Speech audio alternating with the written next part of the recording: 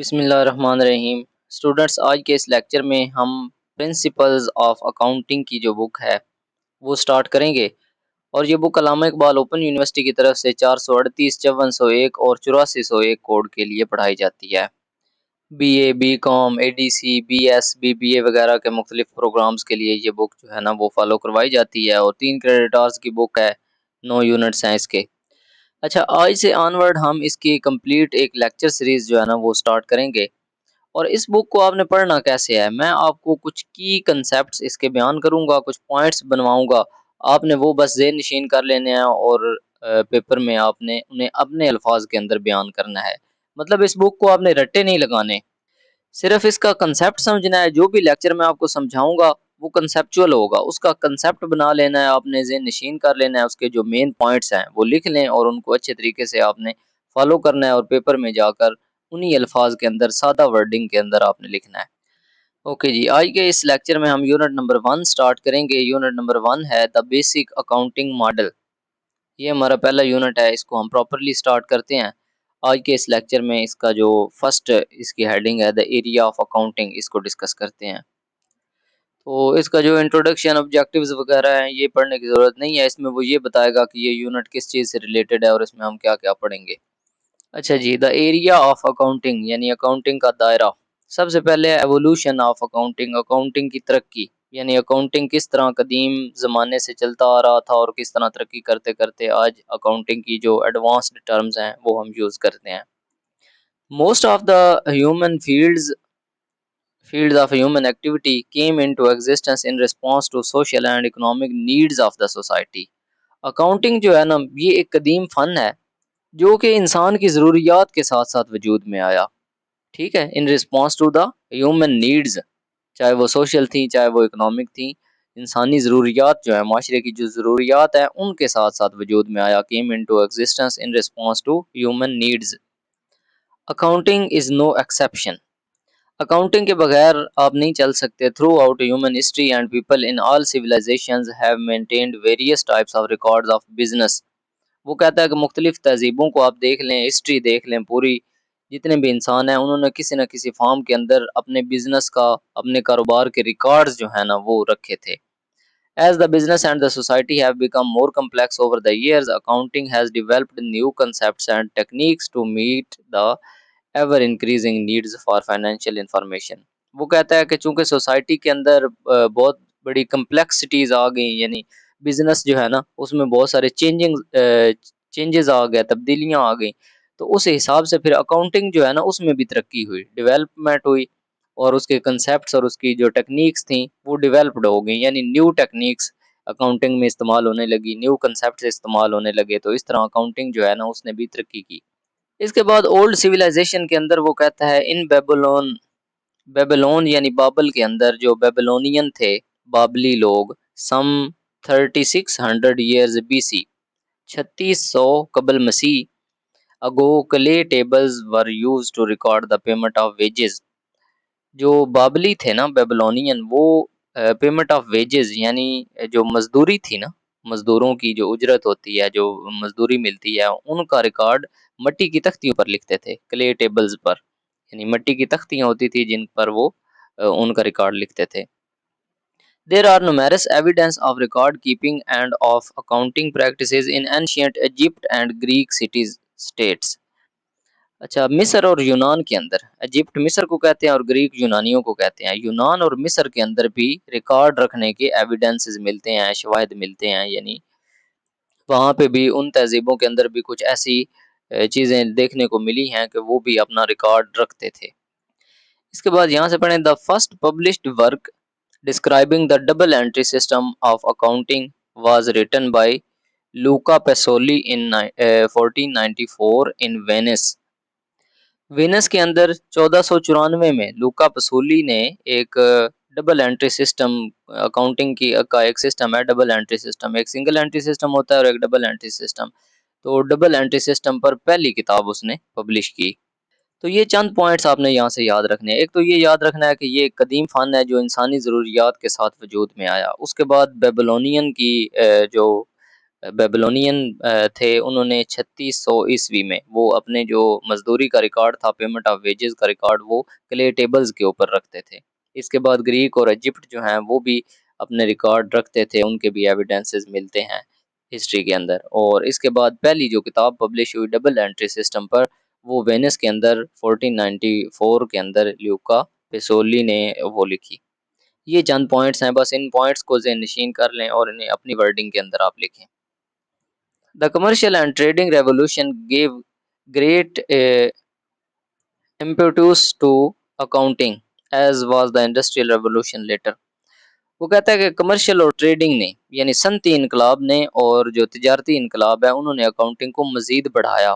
The huge growth of industry and government in the 20th century has expanded the need for accounting even further. और जैसे जैसे industry के अंदर इनकलाब आया, हुकूमत के अंदर रेवोल्यूशन आया, तो उसने अकाउंटिंग को भी मज़ीद एक्सपेंड किया और मज़ीद एडवांस किया। तो ये था एरिया ऑफ अकाउंटिंग या एवोल्यूशन ऑफ अकाउंटिंग, यानी अकाउंटिंग जो है उसने किस तरह तरक्की हासिल की, वो कैसे कदीम दौर से चली और जदीद दौर के अंदर आज वो किस तरह एडवांस है। तो इसमें जो जो पॉइंट्स मैंने आपको निशान लगवा दिए हैं ना, बस वही आपने ज़हन में रखने हैं, तो इस सारे को रट्टा लगाने की ज़रूरत नहीं है। अब हम एक छोटा सा टॉपिक है कुरान एंड अकाउंटिंग, इसको पढ़ते हैं कि कुरान में अकाउंटिंग का क्या कंसेप्ट है और कुरान से अकाउंटिंग को हम कैसे रिलेट कर सकते हैं। अच्छा जी, as a Muslim it is our faith that holy Quran is the comprehensive code of life and is source of guidance to us in conduct of all worldly affairs. As a Muslim, मुसलमान होने के तौर पर हमारा ये faith है, हमारा ईमान है कि कुरान मजीद जो है वो एक कंप्लीट कोड ऑफ लाइफ है, यानी वो ज़िंदगी गुजारने का एक मुकम्मल नमूना है और सोर्स ऑफ गाइडेंस है। और ज़िंदगी के हर मरले के अंदर, हर शोबे के अंदर, हर डिपार्टमेंट में, हर प्रॉब्लम में हम कुरान से गाइडेंस ले सकते हैं। ये रहनुमाई का ज़रिया है, हिदायत का ज़रिया है। It meets the challenge of changing times, यानी उसमें ज़िंदगी के हर शोबे से मुतल्लिक इंफॉर्मेशन है। और चेंजिंग टाइम यानी आने वाला वक्त जो है, जैसे जैसे टाइम चेंज हो रहा है, तो उस हिसाब से कुरान के अंदर सारी इंफॉर्मेशन मौजूद है। The contents of versus 282 and 283 of सूरा अल बरका, सॉरी बकरा, इंटर आलिया स्टिपुलेट्स दैट। अच्छा, कुरान मजीद की जो सूरत अल बकरा है ना, उसकी आयत नंबर 282 और 283, उसके अंदर अल्लाह करीम फरमाते हैं, whenever you enter into a transaction involving mutual indebtedness for specified period, कि जब भी माली लेन देन में आप एंटर हों, जब भी कोई ट्रांजैक्शन करें, यानी कोई भी कारोबारी मामलात करें, काम करें, you should keep a written record of the same, तो उसको लिखें, उसको रिकॉर्ड कर लें। यानी ये हुक्म है कि जब भी आप कोई कारोबारी लेन देन करें, उसको रिकॉर्ड कर लें। The business transactions, however large or small, must be committed to writing for the period involved. तो अल्लाह करीम फरमाते हैं कि कोई भी ट्रांजैक्शन, कोई भी आपका जो अमल है, वो जो बिजनेस है, जो भी लेन देन है आपका, वो चाहे बड़ा हो चाहे छोटा हो, उसको लिखें, हमेशा वो लिखा हुआ होना चाहिए, राइटिंग के अंदर हो। Moreover, following main ethical requirements are laid down in these verses. तो वो कहता है कि इन आयात के अंदर कुछ और भी चीज़ें हैं, यानी इथिकल रिक्वायरमेंट्स, यानी और कुछ रिक्वायरमेंट्स भी हैं कि आपको उन पर भी पूरा उतरना पड़ेगा। It is enjoined that the writer or bookkeeper should record the transactions properly without any omissions or additions of his own। यानी जो लिखने वाला है, जो राइटर है या बुक कीपर है, जो वो रिकॉर्ड नोट कर रहा है, लिख रहा है, वो ईमानदार होना चाहिए और विदाउट एनी ओमिशंस और एडिशंस, वो कोई अपनी तरफ से ना कमी ना ज़्यादती करे, मतलब अपनी तरफ से किसी कमी या इजाफे के बगैर वो उसको प्रॉपरली ट्रांजैक्शंस को लिखे, जो लिखने वाला है, ईमानदारी के साथ। ही शुड नॉट डिक्लाइन और put down in writing any of the transaction. तो वो कोई भी लेन देन जो है, कोई भी काम, कोई भी ट्रांजैक्शन जो है, आगे पीछे ना करे, उसमें कमी इजाफा ना करे। The transacting parties should not influence और compel the writer to deviate from proper recording of the facts. और जो ट्रांजैक्शन करने वाली पार्टीज हैं, यानी जो लेन देन करने वाले दोनों पार्टीज हैं, वो उस पर दबाव ना डालें, लिखने वाले पर कोई दबाव ना डालें, ताकि वो किसी एक पार्टी की, किसी एक साइड की तरफदारी ना करे, बल्कि वो ईमानदारी से चीज़ें लिखे। तो ये सूरत अल बकरा के अंदर 282 और 83 आयत के अंदर ये चीज़ें बताई गई हैं कि एक तो जब भी कोई कारोबारी लेन देन करें, उसको लिखें फ़ौरन, चाहे वो बड़ा लेन देन हो चाहे वो छोटा हो, उसको लिखें, राइटिंग करें। और फिर जो राइटर है, जो बुक कीपर है, उसको रिकॉर्ड को ओमिशंस और एडिशंस के बगैर वो लिखे, प्रॉपरली ऑनेस्टली लिखे। और फिर जो ट्रांजैक्शन करने वाली पार्टीज़ हैं, जो बिज़नेस करने वाली पार्टीज़ हैं, वो उसको इन्फ्लुएंस या कंपेल ना करें, ताकि वो अपने हदफ से डेविएट ना हो जाए। अच्छा, इसके बाद we are told that it is Allah who has taught the writer और accountant the art of accounting. तो हमें ये बताया गया कि ये अल्लाह है जिसने उस अकाउंटिंग को अकाउंटेंट को वो अकाउंटिंग सिखाई है, यानी उस अकाउंटेंट को ये अकाउंटिंग का इल्म सिखाया है। One thing on which the Quran lays great emphasis is that both the writer and the transacting parties must have the highest regard for their responsibility and accountability to Allah। तो इसमें एक चीज़ जो इस पर कुरान करीम जो है ना वो ज़ोर देता है, वो ये है कि जो राइटर है और जो ट्रांजैक्शन पार्टीज़ हैं, ट्रांजैक्टिंग पार्टीज़, वो दोनों ईमानदारी के साथ, दयानतदारी के साथ लेन देन करें और रिकॉर्ड जो है ना वो करें। अच्छा जी, अब ये आयात जो है ना, ये हमें एविडेंस प्रोवाइड करती हैं, यानी कुरान के अंदर भी कंसेप्ट है अकाउंटिंग का। अकाउंटिंग यही है ना कि आपने रिकॉर्ड करनी है चीज़ें, अपना जो बिजनेस है, बिजनेस ट्रांजैक्शंस जो है ना वो रिकॉर्ड करनी है। तो कुरान करीम के अंदर भी हुक्म है, सूरतुल बकरा के अंदर, इन आयात के अंदर, कि जब भी आप कोई लेन देन करें उसको रिकॉर्ड करें।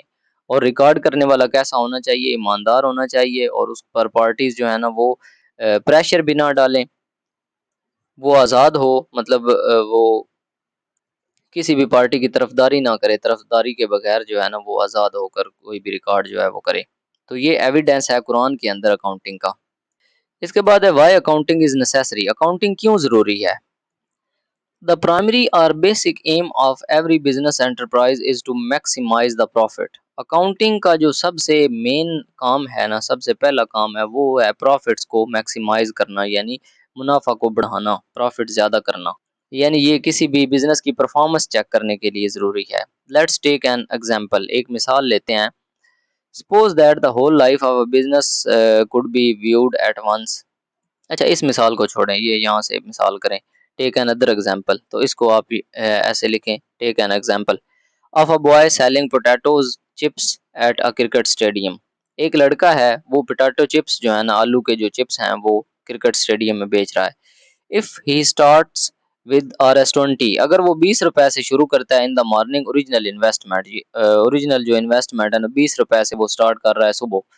Invests all the money in the chips, वो अपना जो तमाम 20 रुपए है ना वो सारे इन्वेस्ट कर देता है चिप्स के अंदर। Sells all the chips and ends up with RS40।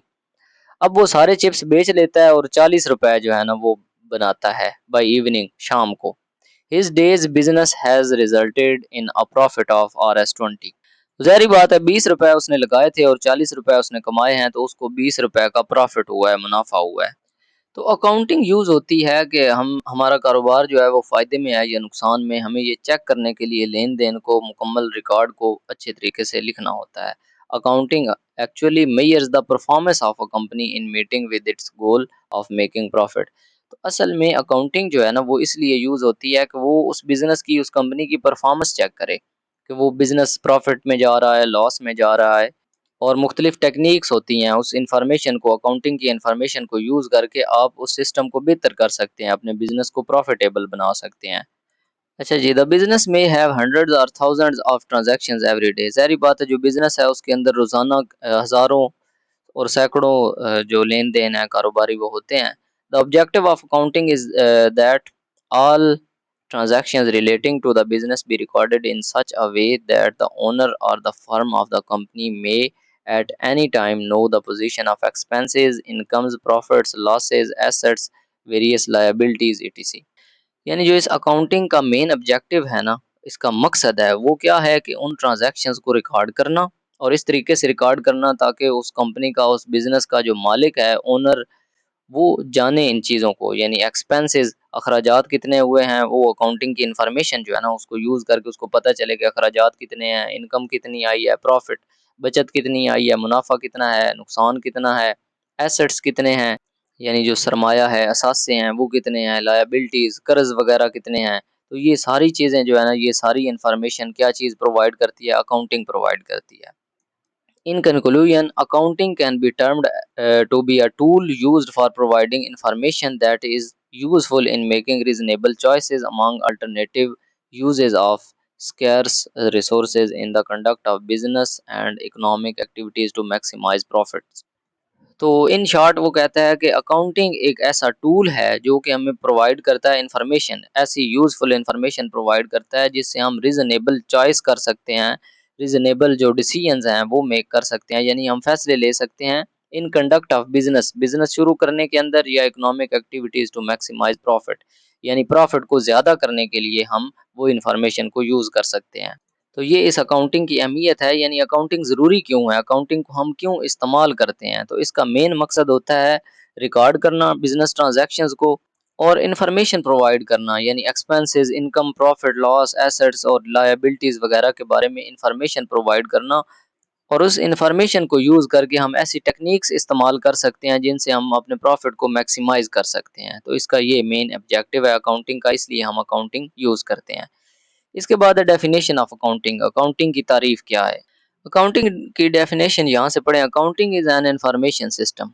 Accounting एक ऐसा मालूमाती निज़ाम है for measuring, processing and communicating information that is useful in decision making economic decisions. ये हमें इंफॉर्मेशन प्रोवाइड करता है, मालूमात मुहैया करता है जो कि मालूमात यूज़फुल होती है इन डिसीजन मेकिंग के अंदर। माली डिसीजंस जो होते हैं ना, माली फैसले लेने के लिए वो हेल्पफुल होती है इंफॉर्मेशन। तो यही इसकी शॉर्ट सी डेफिनेशन है। ये एक ऐसा अकाउंटिंग सिस्टम है, ये एक ऐसा इंफॉर्मेशन सिस्टम है, यानी मालूमाती निज़ाम है जो मालियाती फ़ैसले लेने के लिए, इकोनॉमिक डिसीजंस जो है ना वो मेक करने के लिए हमें ज़रूरी मालूमात फ़राहम करता है, यूज़फुल इंफॉर्मेशन जो है ना वो प्रोवाइड करता है। मेजरिंग, प्रोसेसिंग एंड कम्युनिकेटिंग, यानी बिज़नेस को मापता है, प्रोसेसिंग उसकी जो है ना उसकी इन्फॉर्मेशन प्रोवाइड करता है और फिर उस बिज़नेस को आगे फैलाना कैसे है या अपनी जो चीज़ें हैं वो सेल कैसे करनी है, सारी चीज़ों के बारे में हमें इन्फॉर्मेशन देता है। बस अकाउंटिंग की इतनी सी डेफिनेशन है, इसको याद रखें। इसके बाद नेक्स्ट है जी uses of accounting, sorry users of accounting. Accounting के सार्फिन कौन-कौन से हैं? अकाउंटिंग को यूज़ कौन-कौन करते हैं? अकाउंटिंग जो इन्फॉर्मेशन देती है वो कौन लोग यूज़ करते हैं? The major reason for studying the accounting is to acquire relevant knowledge and skills to participate in important economic decisions. अब आपको पता है, पीछे पढ़ चुके हैं कि अकाउंटिंग जो है ना उसको स्टडी करने का मेजर रीज़न, उसकी जो मेन वजह है वो यही है कि आप डिसीजन मेकिंग के अंदर ना वो इंफॉर्मेशन, वो जो आपको प्रोवाइड की गई है जो नॉलेज, उसको आप यूज़ कर सकें। अब यहाँ पे बात हो रही है यूजर्स ऑफ अकाउंटिंग, तो आप लिखेंगे कि accountant is not the only user of accounting. Accountant सिर्फ एक ऐसा वाहिद बंदा नहीं है जिसको अकाउंटिंग का फ़ायदा होता है, बल्कि कुछ और भी लोग हैं जो अकाउंटिंग से फ़ायदा उठा सकते हैं। मिसाल के तौर पर यूजर्स ऑफ अकाउंटिंग के अंदर मैनेजमेंट है, मैनेजर्स हैं, ठीक है, मैनेजर्स नफ़ा नुकसान मालूम करने के लिए उनको फ़ायदा होता है। फाइनेंशियल एडवाइज़र्स जो बिज़नेस की एडवाइस करते हैं, बिज़नेस के बारे में मुख्तलिफ मशवरे जो है ना वो देते हैं, तो वो अकाउंटिंग इन्फॉर्मेशन को यूज़ करते हैं।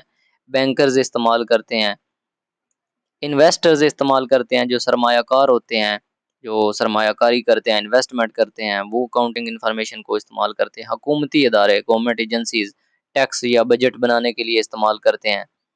इसके बाद टैक्स अथॉरिटीज़ वही टैक्स लेने के लिए, वेलफेयर ऑर्गेनाइजेशंस जो फलाह व बहबूद के अदारे होते हैं, इकोनॉमिक प्लानर्स मालियाती प्लानर जो होते हैं, मनसूबा साज, मनसूबाबंदी करने वाले, वो भी इस्तेमाल करते हैं अकाउंटिंग इन्फॉर्मेशन को। तो ये सारे यूज़र्स हैं, इनके पास नेम लिखिए और अगर इनमें एक-एक लाइन मैनेजर्स आप लिखिए, मैनेजर्स यूज्ड या use accounting information to study the profit और लॉस ऑफ द बिज़नेस, यानी वो अपने बिज़नेस का नफ़ा या नुकसान अ, यहाँ पे अकाउंटिंग सिस्टम जो है ना, अकाउंटिंग मॉडल जो है वो उसको एक्सप्लेन किया गया है।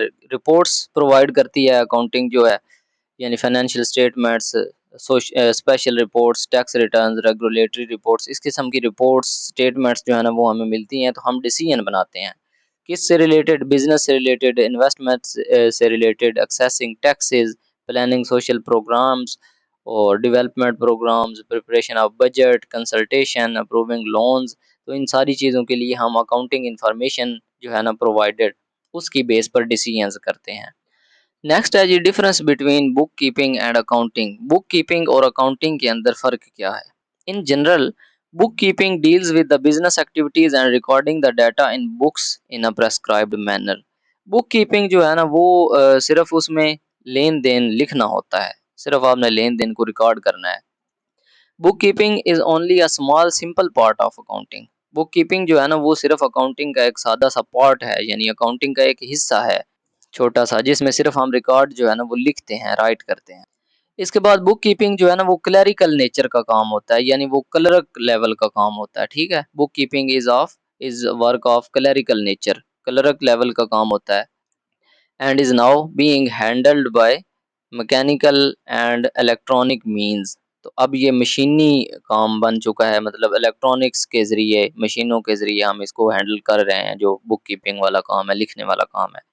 तो सादा वर्ड्स के अंदर book keeper just records the data, और इसका डाटा जो है ना वो इफेक्टिव आउटपुट नहीं होती फॉर डिसीजन मेकिंग पर्पसेस के लिए। लेकिन अब हम अकाउंटिंग का पढ़ते हैं। Accounting on the other hand besides the routine of recording business transaction record करने के अलावा also accountant prepares the reports, preparation of reports, analysis and interpretation of financial results of the commercial and industrial organizations।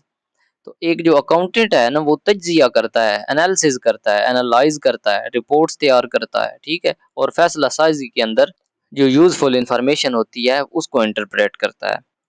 और accounting includes the system design, budgeting, इसके अंदर budgeting होती है, budget बनाना, cost analysis, अखराजात, auditing and income tax preparation और planning, ये सारी चीज़ें अकाउंटिंग के अंदर आ जाती हैं। अच्छा जी, अब मैं शॉर्ट अल्फाज के अंदर आपको इसका खुलासा बताता हूँ। बुक कीपिंग जो है ना, बुक कीपिंग में सिर्फ लेन देन रिकॉर्ड किया जाता है, लिखा जाता है, और ये क्लरिकल लेवल का काम है। और मशीनी जो है ना, मशीनी तरीके से हम इसको हैंडल कर रहे हैं आजकल, और इसमें सिर्फ डाटा का रिकॉर्ड रखा जाता है। ये 3-4 पॉइंट्स आप लिखेंगे बुक कीपिंग में। और अकाउंटिंग के अंदर आप लिखेंगे कि इसमें रिकॉर्ड भी किया जाता है, ट्रांज़ैक्शंस का रिकॉर्ड भी रखा जाता है, और ये एनालिसिस करने में, एनालाइज़िंग के अंदर, रिपोर्टिंग के अंदर और डिसीजन मेकिंग के अंदर हेल्पफुल होता है।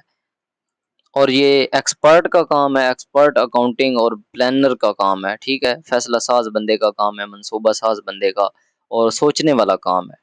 इसमें ग्रेट थिंकिंग इन्वॉल्व्ड होती है, और डिसीजन मेकिंग के लिए रिपोर्ट्स तैयार की जाती हैं, ठीक है। बुक कीपर सिर्फ डाटा रिकॉर्ड करता है, और अकाउंटेंट जो है वो इस डाटा की बुनियाद पर फैसले करने के लिए रिपोर्ट तैयार करता है।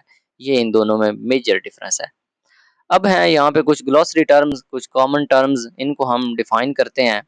इन टर्म्स से अकाउंटिंग के अंदर हमें अक्सर वास्ता पड़ेगा, तो इन टर्म्स का जानना हमारे लिए बहुत ज़रूरी है कि ये क्या होती हैं। सबसे पहला है अकाउंट। अकाउंट क्या होता है? It is a date-wise summarized record of business transactions relating either to a person or a thing or any item of income or expenditure। अच्छा, अकाउंट क्या है? ये किसी फ़र्द या चीज़ से मुतल्लिक तमाम लेन-देन, तमाम जो ट्रांज़ैक्शंस हैं, उनका एक मुकम्मल रिकॉर्ड है, उसको हम अकाउंट बोलते हैं। मिसाल के तौर पर accounts of Ahmad and company, of machines and wages and salaries और सेल्स इनकम। तो अकाउंट्स की आप एग्ज़ाम्पल ये ले सकते हैं कि किसी कंपनी के जो मुकम्मल रिकॉर्ड हैं, वो उस कंपनी का अकाउंट होगा। ठीक है, ये अकाउंट की बेसिक डेफिनेशन है, यानी ये एक मुकम्मल कंप्लीट रिकॉर्ड है बिज़नेस ट्रांज़ैक्शंस का, किसी भी बंदे की, किसी भी कंपनी की या किसी भी चीज़ की, जो इनकम और एक्सपेंडिचर है, यानी जो अखराजात है, जो उनका मुनाफ़ा है, जो आमदनी है, उन सारी चीज़ों का जो मुकम्मल लेन-देन है, उसका रिकॉर्ड, उसको हम अकाउंट बोलते हैं। इसके बाद है अकाउंटिंग इक्वेशन। ये बड़ी इंपॉर्टेंट चीज़ है। अकाउंटिंग इक्वेशन की बेस पर ही सारी अकाउंटिंग जो है ना वो लिखी जाती है। अकाउंटिंग इक्वेशन क्या है? Assets is equal to liabilities plus owners equity. Assets कहते हैं असासों को, एसेट्स होते हैं असासे, और लायबिलिटीज जो है ना ये कर्ज को कहते हैं, और ओनर्स इक्विटी ये सरमाया होता है, कैपिटल होता है। इसको कैपिटल भी लिखते हैं, ओनर्स इक्विटी भी लिखते हैं, और प्लस है, यानी लायबिलिटीज जो कर्जे हैं और जो ओनर्स इक्विटी है जो सरमाया है, इन दोनों को प्लस करें तो टोटल एसेट्स बनने चाहिए उस कंपनी के, उस बिजनेस के, जो सारा कुल सरमाया है, जो कुल असासे हैं वो सारे, और ये वाली जो दोनों चीज़ें हैं ये इक्वल होनी चाहिए हमेशा। ये अकाउंटिंग इक्वेशन है। अब एसेट्स क्या होते हैं? These are the things having values. ये वो चीज़ें होती हैं जिनकी वैल्यू होती है, ठीक है, which are in possession of a trader और बिजनेस। और ये उस ताजर की या उस बिज़नेस की मलकियत में होती हैं, ठीक है? यानी कारोबार की मलकियत में जो चीज़ें होती हैं उनको हम एसेट्स बोलते हैं। जैसे कैश है, जैसे स्टॉक है, मशीन्स हैं, व्हीकल्स हैं, बिल्डिंग है, ज़मीन है, ठीक है? बिल्डिंग, मशीनें, ये सारी चीज़ें उस जो बिज़नेस है उसकी मलकियत होती हैं, इसलिए इनको एसेट्स बोलते हैं। These items are owned by the business, यानी वो बिज़नेस की ओनरशिप में होती हैं। तो ये पहली चीज़ थी असासे, जो आपने अकाउंटिंग इक्वेशन के अंदर पढ़े। असासे क्या होते हैं? जो बिज़नेस की मलकियत में जो कुछ होता है ना, वो उसके असासे होते हैं। यानी ये कंपनी है, उसमें जितना कैश होगा, उसमें जितना स्टॉक पड़ा होगा, उसमें जितनी मशीन्स होंगी, जितनी उसमें गाड़ियाँ होंगी, उसमें बिल्डिंग्स होंगी, तो वो सारी चीज़ें उसके एसेट्स होंगे, ठीक है? इसके बाद है business. It is an activity which is undertaken for earning profit. तो ये एक ऐसी एक्टिविटी है, ये एक ऐसा अमल है। बिज़नेस क्या है? ये एक ऐसा काम है जो प्रॉफ़िट अर्न करने के लिए किया जाता है, यानी मुनाफ़ा कमाने के लिए किया जाता है, उस काम को हम बिज़नेस बोलते हैं। एग्ज़ाम्पल्स आर एक्सपोर्ट बिज़नेस है, बैंकिंग है, इंश्योरेंस है, क्लॉथ मर्चेंडाइज़ है यानी कपड़े की दुकान है। तो ये मुख्तलिफ़ किस्म के बिज़नेस की आप ढेर सारी एग्ज़ाम्पल्स दे सकते हैं। बिज़नेस है क्या? वर्डिंग के अंदर आप यूँ लिख सकते हैं कि इट इज़ अ प्रोसेस या it is an activity which is undertaken for the earning profit. मुनाफ़ा कमाने के लिए जो काम किया जाए उसको बिज़नेस बोलते हैं। इसके बाद कैपिटल है, ओनर्स इक्विटी भी आपने इसको पढ़ा, कैपिटल भी इसको लिखते हैं। It is an amount of cash और other property which a man और group of persons invest in the business in the form of cash and other assets like building, machinery, vehicle etc. अच्छा, ये वो amount है, cash है या दूसरी property है, जो मालिक की तरफ से कारोबार के अंदर इन्वेस्ट की जाती है, लगाई जाती है। जो भी चीज़ मालिक की तरफ से कारोबार में लगाई जा रही है, इन्वेस्टमेंट की जा रही है, उसको हम कैपिटल बोलेंगे। वो कैश भी हो सकती है, वो कोई और चीज़ भी हो सकती है, बिल्डिंग हो सकती है, मशीनरी हो सकती है, गाड़ी कोई हो सकती है। It is also called equity, इसको हम उस ओनर की इक्विटी भी बोलते हैं, यानी ये सरमाया होता है, ठीक है? एसेट असासा होता है, कैपिटल सरमाया होता है, दोनों में आपको फ़र्क पता होना चाहिए। एसेट उस कारोबार का कुल जो जितनी भी उसकी मलकियत है ना, वो एसेट होगा। कैपिटल वो अमाउंट होगी या वो चीज़ होगी जो बिज़नेसमैन है, वो उस कारोबार में लगा रहा है, इन्वेस्ट कर रहा है, उसकी जो इन्वेस्टमेंट है वो कैपिटल होगी। और क्रेडिट, ये कर्ज़े होते हैं, इन्हें लायबिलिटीज़ भी बोलते हैं। It denotes a transaction where cash और other payment is not made immediately in the business transaction. Simple word में आप इसको यूँ लिख सकते हैं, the amount in such a case is payable at some future date, यानी जो पैसे, जो चीज़ें कारोबार ने देनी हैं, उनको हम उसके क्रेडिट्स बोलते हैं। The example is purchase of goods on credit, यानी कर्ज़ पर आप कोई चीज़ें खरीदते हैं जिनकी पेमेंट आपने बाद में करनी है फ्यूचर में, इनको आप क्रेडिट बोलेंगे, ठीक है? लायबिलिटीज़ भी इनको ही बोलते हैं। इसके बाद है creditor. He is a person और a party to whom payment is to be made at some future date. ये वो बंदा है जिससे आपने क्रेडिट पर कोई चीज़ ली है, यानी जिसको आपने फ्यूचर डेट में पेमेंट करनी है, उसको क्रेडिटर बोलेंगे। और जो पेमेंट आपने करनी है उसको क्रेडिट बोलते हैं, यानी वो आपका कर्जा है, लायबिलिटी है, और इसको क्रेडिटर बोलेंगे जिस बंदे से आपने चीज़ ली है। It is the opposite of debtor, ये डेबिटर का उल्ट है। डेबिटर वो होता है जिसने देने होते हैं और क्रेडिटर वो होता है जिसने लेने होते हैं। यानी जिसको आपने देने हैं वो क्रेडिटर होगा और आपने देने हैं तो आप डेबिटर हैं, ठीक है? Briefly creditor is written as C R. Creditor को हम शॉर्ट के अंदर सी आर लिखते हैं, सी कैपिटल और आर स्मॉल। इसके बाद है debtor. He is a person और a party who has to pay for goods और सर्विसेज और some benefit received on credit. ये वो बंदा है जिसने कर्ज पर, क्रेडिट पर कोई चीज ली है और इसने उसकी पेमेंट करनी है फ्यूचर के अंदर, ये डेबिटर है। It is opposite of creditor, ये जारी बात है क्रेडिटर का ये उल्ट है, और ब्रीफली डेबिटर को हम लिखते हैं डी आर, डी कैपिटल और आर स्मॉल, ठीक है जी? ये डेबिटर और क्रेडिटर हो गया। इसके बाद है डिस्काउंट। इसको हम उर्दू में छूट बोलते हैं।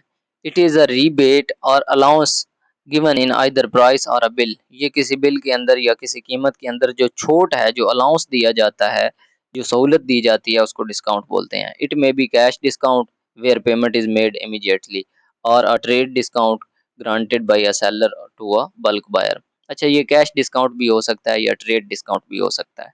इसके बाद है drawings. If cash or goods are taken away by the businessman or the owner of his personal use, the amount or value of goods is called drawing. Drawings भी इसको बोलते हैं, विद ड्राइंग्स भी बोलते हैं। ये वो अमाउंट होती है, वो कैश होती है या वो चीज़ें होती हैं जो बिजनेसमैन या जो ओनर है वो अपने पर्सनल यूज के लिए निकालता है, विदड्रॉ करता है, उनको हम ड्राइंग्स बोलते हैं। एक्सपेंडिचर और expenses, it means spending of money और incurring expenditure to secure some benefit. Expenditure क्या होता है या एक्सपेंसेस क्या होते हैं?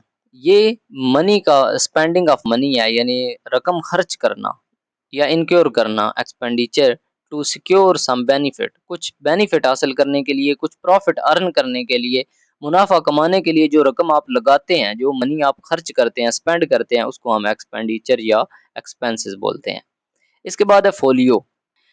It is a page of an accounting record such as ledger और रजिस्टर।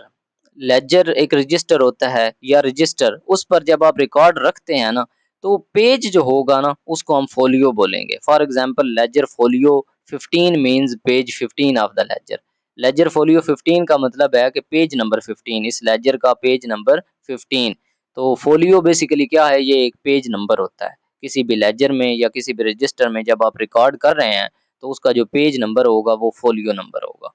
ठीक है, यानी लेजर फोलियो 10 लिखा हो तो इसका मतलब है इस लेजर का पेज नंबर 10। इसके बाद इनकम है the earning of a business resulting in gross increase in capital और इक्विटी। अर्निंग क्या है, ये वो अमाउंट है जो इंक्रीज होती है सरमाए के अंदर या इक्विटी के अंदर, लायबिलिटीज के अंदर। सॉरी, लायबिलिटीज नहीं, सरमाया है, इक्विटी है सरमाया, यानी सरमाया जो आपने इन्वेस्टमेंट की थी उससे बढ़ गई है अमाउंट आपकी, तो वो आपकी अर्निंग है, वो आपकी मुनाफा है, आपकी इनकम है। ठीक है, उस अर्निंग को आप इनकम बोलेंगे। इसके बाद है journalising. It is the act of debiting one account and crediting the other account simultaneously. Journalising क्या है, जर्नल बनाना क्या है, यानी एक अकाउंट को आप एक टाइम पे डेबिट भी कर रहे हैं और क्रेडिट भी कर रहे हैं। यानी आपने कोई चीज़ इन्वेस्ट की है, आपने 50,000 रुपए आपके पड़े हैं, आपने उसकी कोई चीज़ खरीदी है, मिसाल के तौर पर आपने कंप्यूटर्स खरीदे हैं या कोई मशीनरी खरीदी है, तो 50,000 रुपए आपने दे दिए, वो अमाउंट आपने दे दी, आपके जो कैपिटल है, आपके सरमाए में से वो निकल गई। लेकिन दूसरी तरफ आपके एसेट्स में वो चीज़ आ गई, अब वही 50,000 की चीज़ आपके एसेट्स में आ गई है, तो आपकी जो इक्वेशन है ना, अकाउंटिंग इक्वेशन, वो बैलेंस रहेगी। लेकिन आपका जो सरमाया है वो एक अकाउंट से निकल कर दूसरे अकाउंट में चला गया है, तो एक तरफ आप डेबिट करेंगे अमाउंट और उतनी ही अमाउंट आप दूसरी तरफ क्रेडिट करेंगे, यानी एक तरफ से निकली है और दूसरी तरफ वो आ गई है, तो इसको जर्नलाइजिंग बोलते हैं। आप कंप्लीट रिकॉर्ड करेंगे, एक अकाउंट को आप डेबिट करेंगे, दूसरे को क्रेडिट करेंगे। इसके बाद है laser. The ledger is a register in which classified record of all transactions of the business is posted from the journal। जो आपने जर्नल बनाया है ना उसकी सारी एंट्री जिस रजिस्टर के अंदर आप रिकॉर्ड करेंगे उस रजिस्टर को आप लेजर बोलेंगे। ठीक है, वो रजिस्टर जिसमें जर्नल से मुकम्मल तफसील आती है उसको हम लेजर बोलते हैं। इसके बाद लायबिलिटीज हैं। These are the balances which a business has to pay either to various parties for loans or supply of goods and services on credit in future। ये वही पेमेंट है जो आप इन फ्यूचर पे करेंगे। लायबिलिटीज या credit एक ही बात है, ऊपर हम क्रेडिट भी पढ़ चुके हैं। फॉर एग्जांपल बैंक लोन है, बैंक ओवरड्राफ्ट्स हैं, सैलरीज हैं। ठीक है, सैलरीज भी तो लायबिलिटीज के अंदर आती हैं ना, बाद में आपने देनी होती हैं। Wages payable and other creditors, तो ये क्रेडिटर्स हैं जो आपने बाद में फ्यूचर पेमेंट करनी होती है, इनको लायबिलिटीज बोलते हैं। इसके बाद ट्रांजैक्शन।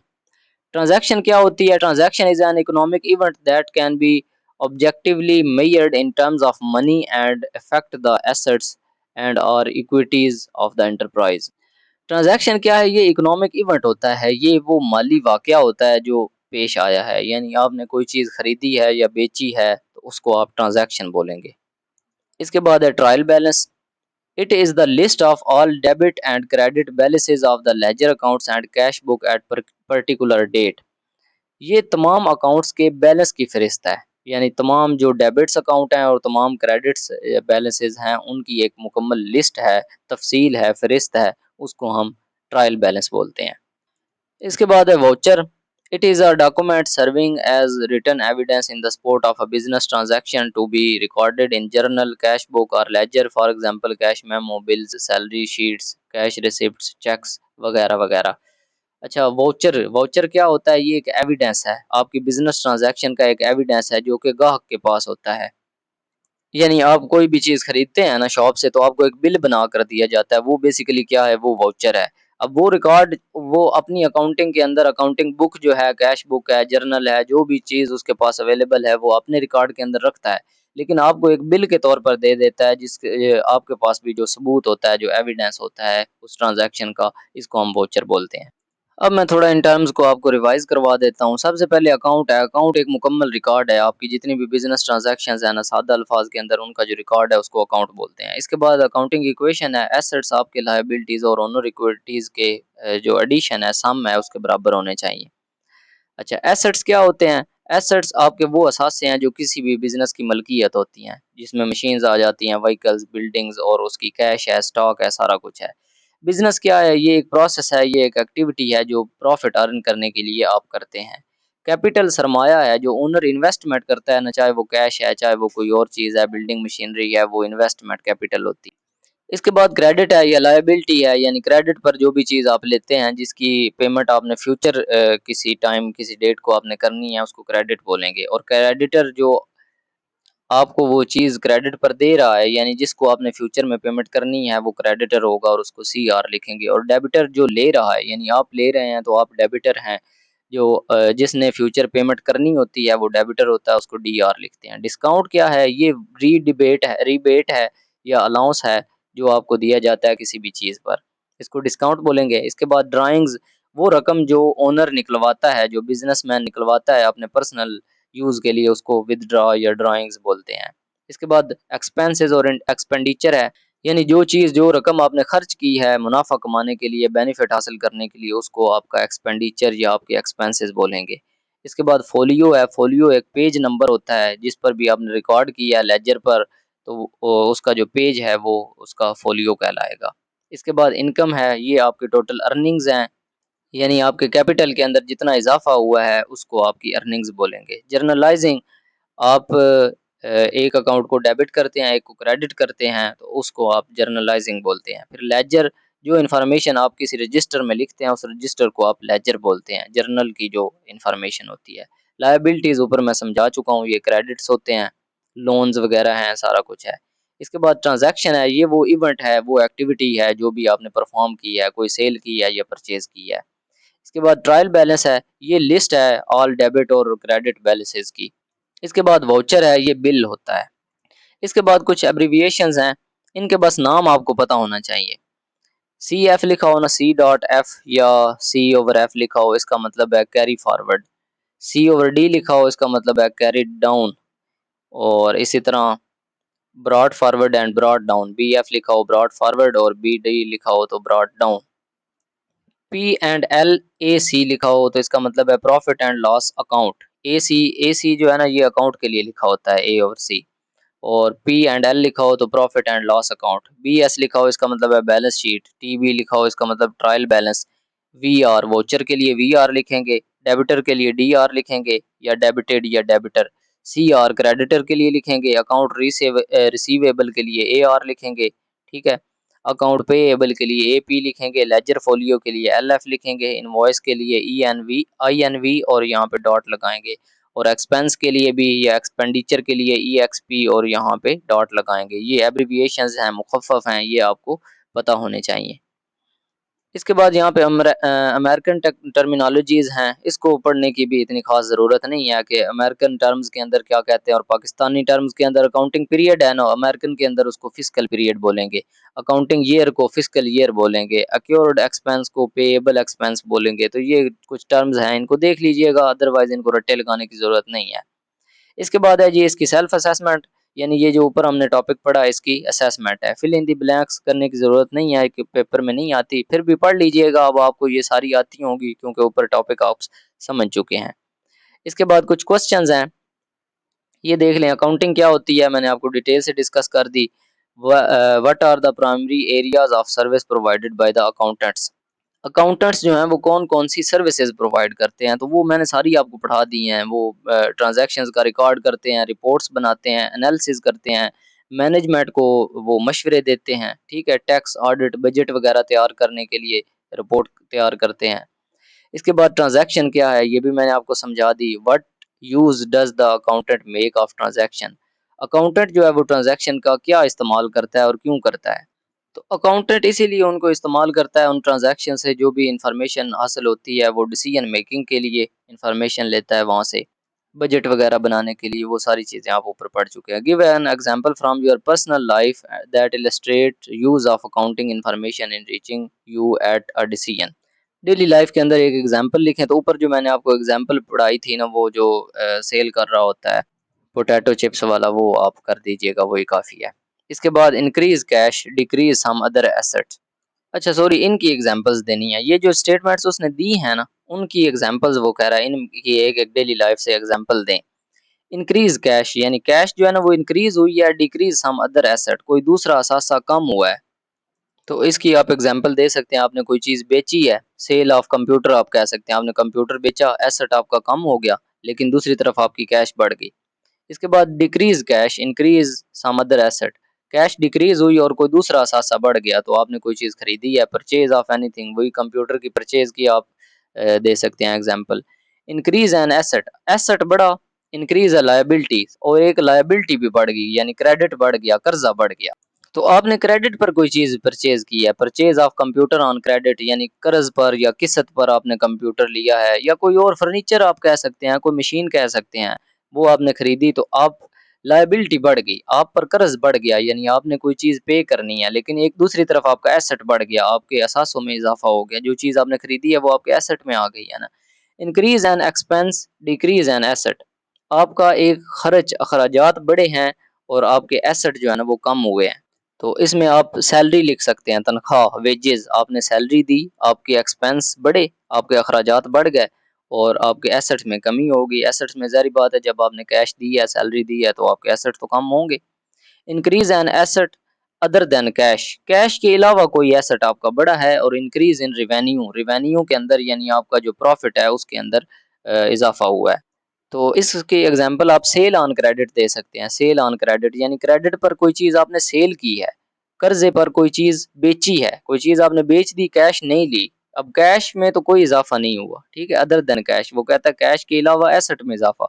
एसेट में ज़रूर इजाफा हुआ है, क्योंकि वो आपकी लायबिलिटीज़ के अंदर ऐड हो गया है। इसके बाद है decrease an asset, decrease a liability. आपका एसेट डिक्रीज हुआ है और आपकी लायबिलिटी भी डिक्रीज हुई है।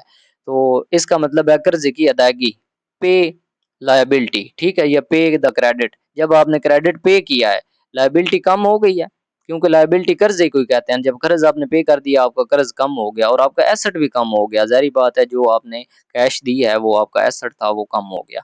तो ये एग्जांपल्स हैं अकाउंटिंग ट्रांजैक्शंस की, जो मैंने आपको समझा दी हैं। तो ये लेक्चर काफ़ी लेंथी हो गया है। मैंने कोशिश ये की है कि ये जो पहला टॉपिक था ना, ये कंप्लीट मैं समझा दूँ, क्योंकि इसको मैं दरमियान से स्किप करता तो फिर आपको टोटल जो इन्फॉर्मेशन है, जो आपका पूरा कंसेप्ट है, वो नहीं बनना था। तो यहाँ तक हमारा ये जो पहला टॉपिक है अकाउंटिंग एरिया वाला, ये कवर हो जाता है। इसमें हमने अकाउंटिंग और मुख्तलिफ और टर्मिनोलॉजीज़ जो है ना वो भी डिस्कस कर ली हैं। तो इस लेक्चर को यहीं पे एंड करते हैं। इस लेक्चर से रिलेटेड अगर आपका कोई भी क्वेश्चन हो तो आप इजीली पूछ सकते हैं। और अगर इस बुक के इस तरह के बाकी भी तमाम लेक्चर्स कंसेप्चुअल जो हैं वो आपको चाहिए हों, इस बुक के या किसी भी और बुक के, तो आप हमसे व्हाट्सएप पर कॉन्टैक्ट कर सकते हैं। ओके जी, मिलते हैं नेक्स्ट लेक्चर के अंदर। अल्लाह हाफ़िज़, टेक केयर।